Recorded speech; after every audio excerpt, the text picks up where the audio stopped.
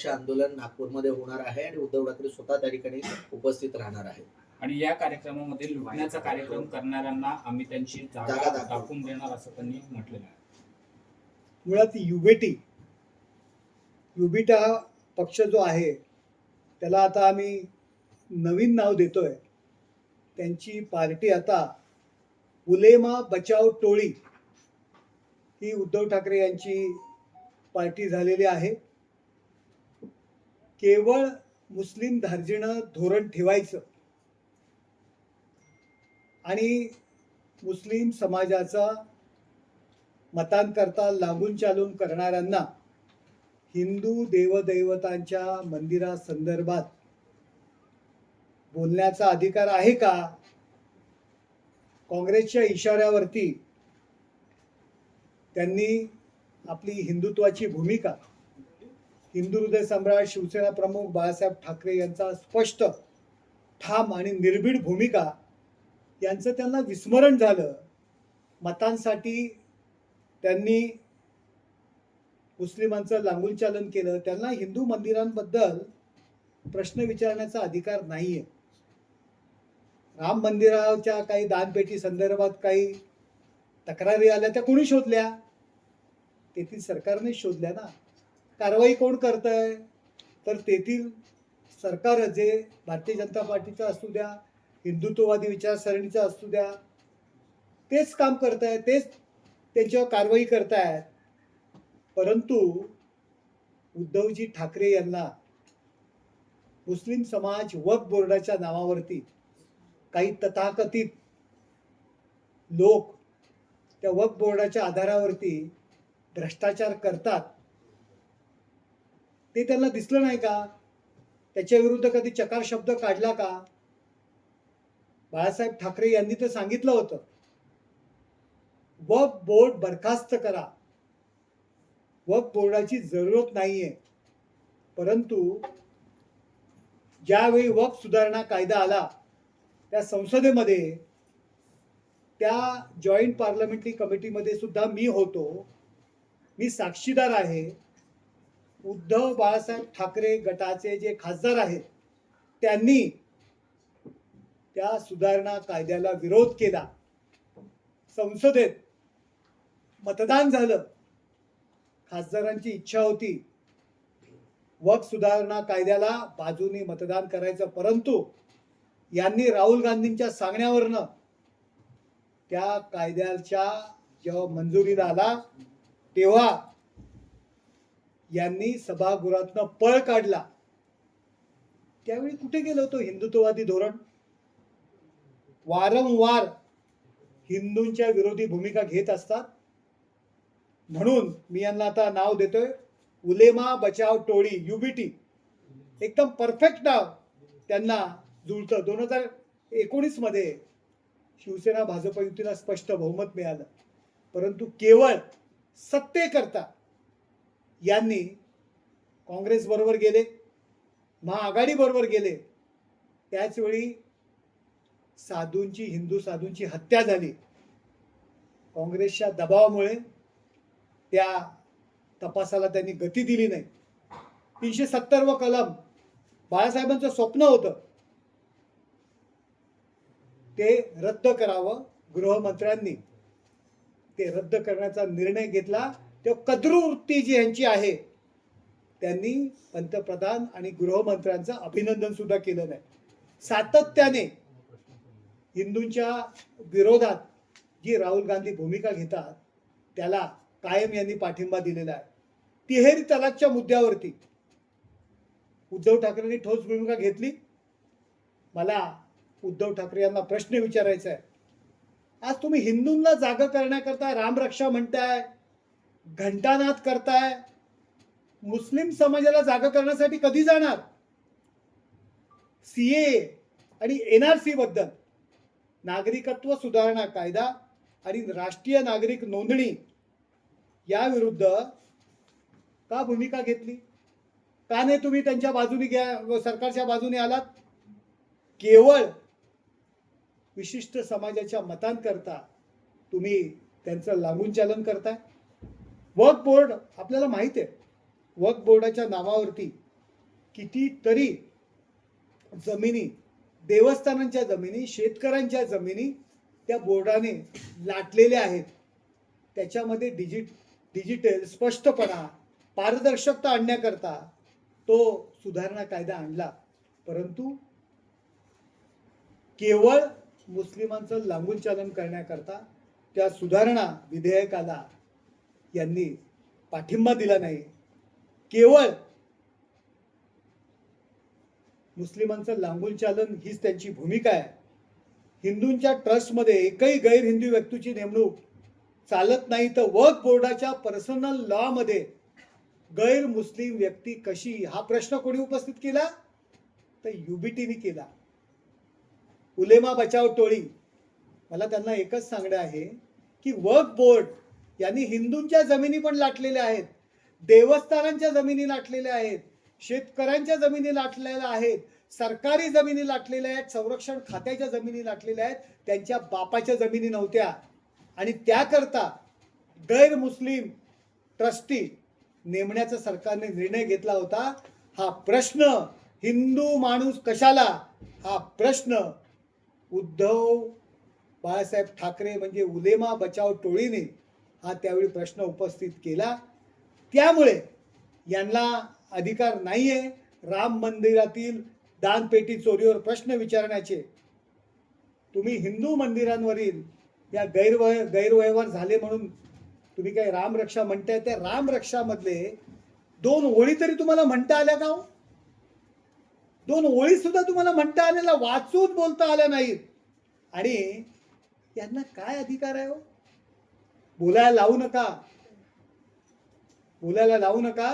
हिंदू देवदेवतांबद्दल आपली काय मतं आहेत ती आम्हाला माहीत आहे.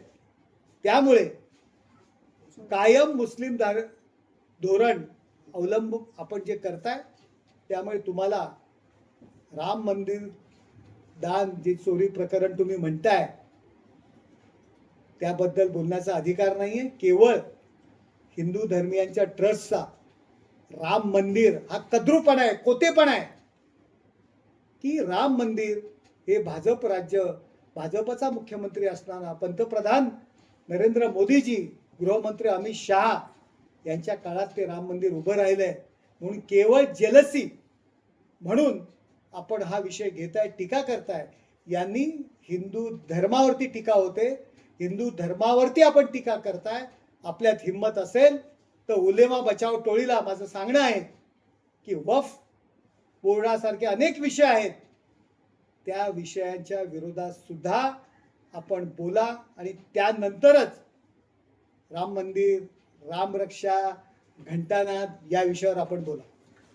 सर, आम्ही जे प्रमाणे जंतर मंतरमध्ये आंदोलन छेडलेलं आहे त्यांना पाठिंबा आमचा असल्याचं म्हटलेलं आहे. त्याचप्रमाणे काही वेगळी लोक घुसून हे आंदोलन उधळण्याचा देखील कट आहे असा दावा देखील अभिजित यांनी केलेला आहे. सोनम वांगचुकला देखील त्यांनी पाठिंबा दिला आहे. दुसरीकडे ते म्हणतात की जास्त वेळ उपोषण करू नका. सरकारमधले कोणतेही मंत्री त्यांची भेट घेण्यासाठी गेलेले आहेत. त्यामुळे या सरकारला फक्त फोडाफोडी करण्यासाठी वेळ आहे, पण जे महत्वाचे प्रश्न आहेत त्या प्रश्नांवरती बोलण्यासाठी वेळ नाही असं देखील. हे बघा, अभिजित बिचके काय बिचके काय जे काय नाव आहे मला ते स्पष्ट घेता येत नाहीये. परंतु ही जी काही लोक आहेत, ही जी काही आंदोलन करतायत, यांच्याविषयी आपण बोलण्यापेक्षा त्यांना भेटायला कोण मंत्री गेले नाहीत हे विचारण्यापेक्षा ते तर दिल्लीला आहेत हो. मुंबईतला शिवसैनिकाचा हार्टचं ऑपरेशन होतं, तो रात्रंदिवस तुमच्या सोबत राहतो, तुमच्याकरता काठ्यामाठ्या खाल्लेल्या आहेत, जिंदगी बर्बाद केलेली आहे. त्यांना कधी बघायला गेलात का? फोनवर चौकशी केलीत का? पहिली ती चौकशी करा आणि नंतर दिल्लीमध्ये त्यांना कोण भेटायला गेले नाहीत याबद्दल प्रश्न विचारा. उद्धव बाळासाहेब ठाकरे हे ज्यावेळी मुख्यमंत्री होते त्यावेळी 3 परीक्षांचे पेपर फुटले होते. त्यातली एक म्हाडा भरती, तुम्हाला आठवत असेल, शिक्षक पात्रता भरती, म्हाडा भरती. अरे, आरोग्य विभाग मध्ये जी काही भरती झाली होती त्या 3 वेळा पेपर फुटले होते. मग याला कोणाला जबाबदार धरायचं? तुम्ही राजीनामा दिलात का त्यावेळी? महाराष्ट्र राज्यात झालेला विषय आहे. आपण मुख्यमंत्री होतात, आपल्या कुठल्या आरोग्यमंत्र्यांनी राजीनामा दिला का? आपल्या कुठल्या शिक्षक मंत्र्याचा राजीनामा तुम्ही घेतला का? मग केवळ त्या ठिकाणी दिल्लीत केंद्राचं सरकार आहे, भारतीय जनता पार्टी एनडीएचं सरकार आहे, म्हणून त्यांनी राजीनामा दिला म्हणून म्हणता. तुम्ही मुख्यमंत्री असताना 3-3 पेपर फुटले होते या महाराष्ट्रामध्ये, तेव्हा आपली जबाबदारी नव्हती? स्वतःचं ठेवायचं झाकून आणि दुसऱ्याचं पाहायचं वाकून ही परिस्थिती उलेमा बचाव टोळीची झालेली आहे. राहुल गांधींना देखील त्यांनी आमंत्रण केलं की तुम्ही देखील त्या ठिकाणी आंदोलनात सहभागी व्हावं. हो, राहुल गांधींना ते आमंत्रण करू शकतात, कारण त्यांच्यासोबत त्याची आमदारी ऐकत नाहीत, खासदारी ऐकत नाहीत, ना नगरसेवक ऐकत नाहीत. त्यांनी बोलवलेल्या मीटिंगला सुद्धा लोक हजर राहत नाहीत. त्यामुळे केवळ त्यांचा एकच गॉडफादर आता आहे, ते म्हणजे राहुल गांधी. कारण पक्षामध्ये कोणच ऐकत नाही आहे. त्यामुळे ते राहुल गांधींचा नेहमी ताव फोडत असतात आणि राहुल गांधी सांगतील त्या पद्धतीने ते चालत असतात. तर काँग्रेसचे कन्हैया कुमार आहे, त्यांनी एकनाथ शिंदेवर टीका केलेली आहे की एकनाथ शिंदेचं अस्तित्वच उरलं नाहीये, अमित शहाच्या एका पायावर उभा राहतात करू लागले. त्यांचा पक्ष जो आहे हे तो बघा, फक्त कन्हैया महाराष्ट्र कुमार. राज्यापुरताच आहे. कन्हैया कुमारचं कसं झालंय की ते आपण डुंबाराचा खेळ असतो आणि मग ते ढोलकं वाजवलं की तो बिचारा ते डुंबारीची जी काही जे पात्र असतं ते त्या ठिकाणी आपलं नाचत असतं.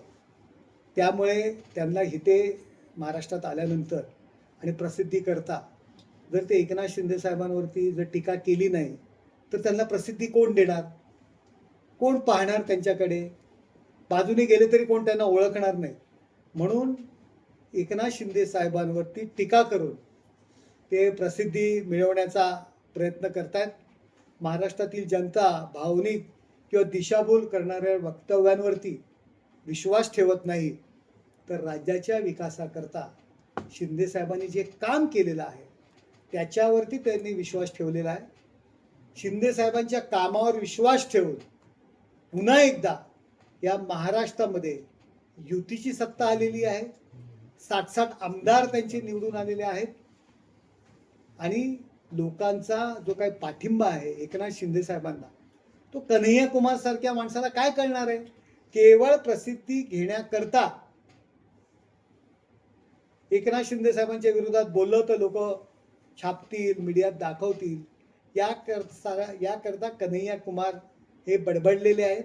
त्या बडबडीवरती लक्ष देण्याची गरज आम्हाला वाटत नाही. एकनाथ शिंदे यांचा पक्ष फक्त महाराष्ट्रापुरताच आहे असं देखील त्यांनी म्हटलं. आमची काळजी करू नये ना कन्हैया कुमारने. आमचा पक्ष महाराष्ट्रापुरता आहे का आणखी देशात कुठे आहे आम्ही पाहून घेऊ ना.